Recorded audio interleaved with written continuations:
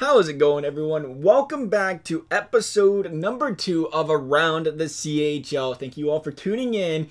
We're going to go ahead and jump right into this week. Got a lot of storylines around LG this week. And I'm just going to start off by saying this. I distinctly remember seeing I don't even know how to say his name. I don't have the slightest clue. I really don't. But I distinctly remember seeing this guy accept management of the Valdor Warriors. And the first thing that comes to my mind is there is absolutely zero chance this guy makes it halfway through the season without quitting if this team sucks. And not because the team's bad or anything like that. I just remember how Scheidt's internet gets kind of all bent out of shape. He loses 2 in a row and all of a sudden it just quits working. He can't play no more, right? It's not his fault.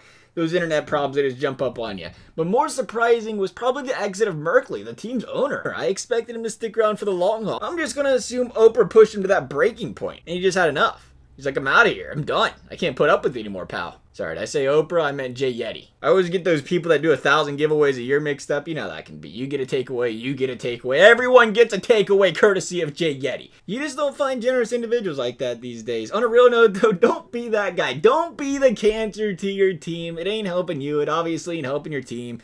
Free league here, fellas. Don't forget it. Speaking of free, CK Wells fan wanted me to go out there and let you guys all know it's first come, first serve over there on any piece of furniture in Valdor. Just send a couple of burnt out light bulbs in exchange for anything you'd like, and it's done.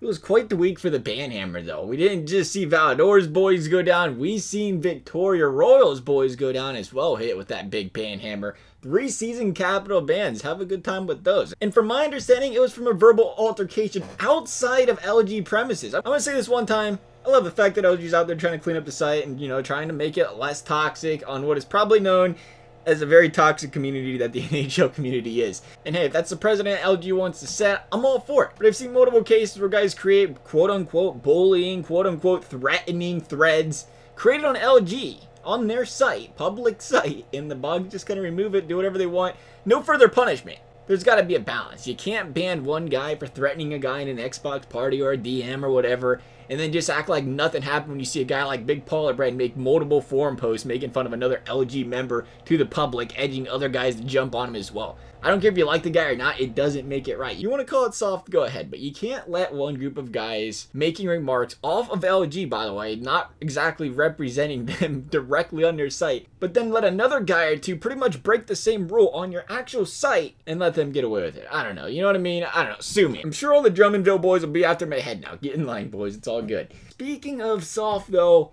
why do guys get so offended by being called a Dodger? You compliment a guy, you tell him he's cute, he's looking great today, but then you call him a Dodger and they get all bent out of shape. I noticed this last week. I've spent like 5 seasons in the CHL. Do you really think I care if you do or don't dodge upper leagues? Please don't get offended by anything I say in these videos. Please and thank you. There's nothing personal about it. If I didn't like you, I'd probably just not talk about you, to be honest. But see how everybody loves being called a Dodger so much? We're going to be handing out our first Dodger award of the season, and your undisputed LGCHL Dodger champion is Beauty X91. Come on down, pal. The leading point scorer in the CHL. For sure, the leading point scorer would never dodge good teams. Who would ever do that as a leading point scorer? Over the past 2 weeks, he's got a combined 6-0 record with 30 points, and he has played a grand total of 0 teams that are currently in the top 8 of the QMJ standings. Meanwhile, in those 2 weeks, his team has gone a combined 1-6 versus teams inside the top 8 in his standings. But regardless, whether he's playing good teams, he's playing bad teams, you have to have some skill to put up a lot of points on a consistent basis, no matter who you are playing. So let's not discredit him for that. This week for the, if you want to call it, statistical section of the video, we're going to be doing a power rankings and a who's hot, who's not for teams in the LGCHL. We're going to start with their top 5 power rankings. Can't go through 60 teams. That would only take like 6.5 years. Starting off with number 5, though, is our Vancouver Giants, winners of 9 of their last 10. It's no secret to anyone that they arguably have the best first line in the entire CHL, but you do need more than one line to win playoff series, and I think they have started to build a very solid second line as well. And we'll see how that third line does. I think Vancouver is a perfect example of a well-ran team. A lot of guys will go out there, they'll start the season great, and they won't try to improve their team. They'll be happy and they'll be satisfied with what they get. And then they'll come playoffs and they'll be like, wow, what happened? These teams are a lot better than us now. They weren't before. Well, they improved their team throughout the season. Vancouver is an example of that. They started out with the best first line in the league, and now they just had to build a second and a third line.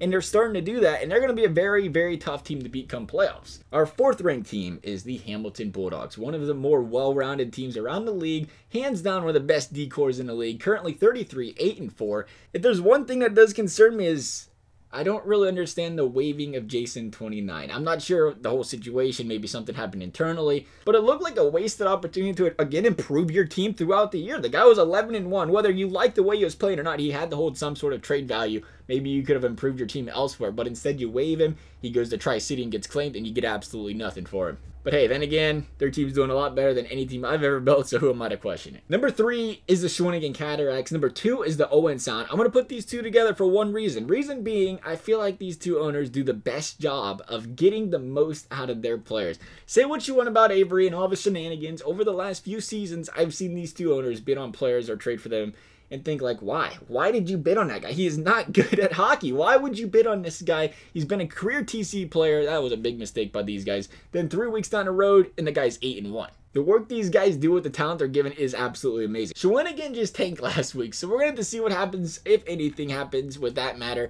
But we've seen Shawinigan add on some of those Season 29 Kamloops boys that dominated the league. My biggest concern with this team is we've seen back in Season 29, and it could possibly happen again this year, with Avery's teams, they start out so dominant.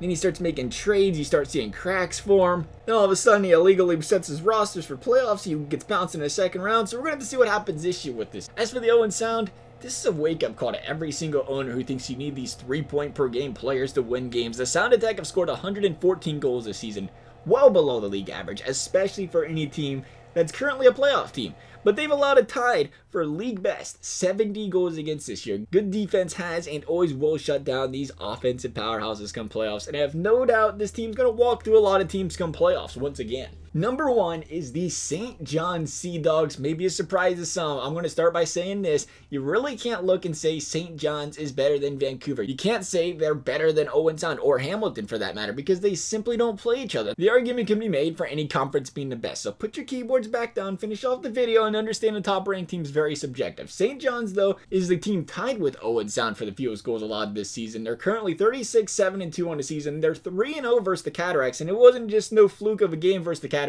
This is top line v top line against the Cataracts. To be honest, I think those ones that really started shuffling Avery's feathers because he just couldn't beat these guys. And obviously when you're 3-0 against Shawinigan, you can't really make the argument that Shawinigan should be ahead of St. John's in the power rankings. Same can be said about the Hamilton Owen Sound. Hamilton hasn't beaten Owen Sound. For that reason, I just can't find a reason to be like, oh, Hamilton should be higher than Owen Sound, yet they've never beat them. One other thing that does weigh a little bit here is seeing some returning management that started to become a very solid team at the end of last season. They proved that they could break a team and put it back together last season, TP did.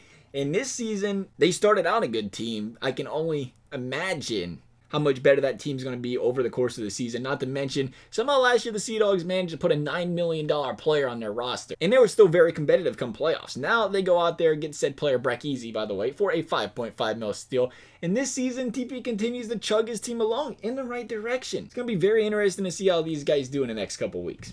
Finally, we're going to get to the who's hot, the who's not of the LGCHL. We're going to start off with who's hot, the Swift Current Broncos.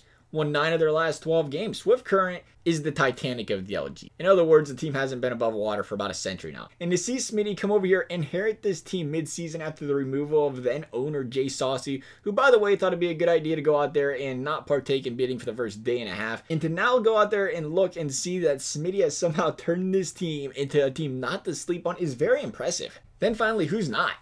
The Brandon Wheat Kings, our defending Memorial Cup champions. After a week going 7-2, the Wheaties came out here this past week and put together an abysmal 2 wins in the last 9 games, 2 of 9, something the Wheaties have probably grown all too familiar with AGM lay 1-0 on a team. We'll have to see if they can get back on track next week. I have a feeling they can. But as for this week's episode, that does conclude it. I hope you guys enjoyed it. Thank you guys for sticking around. Thank you guys for watching. We'll see you next week.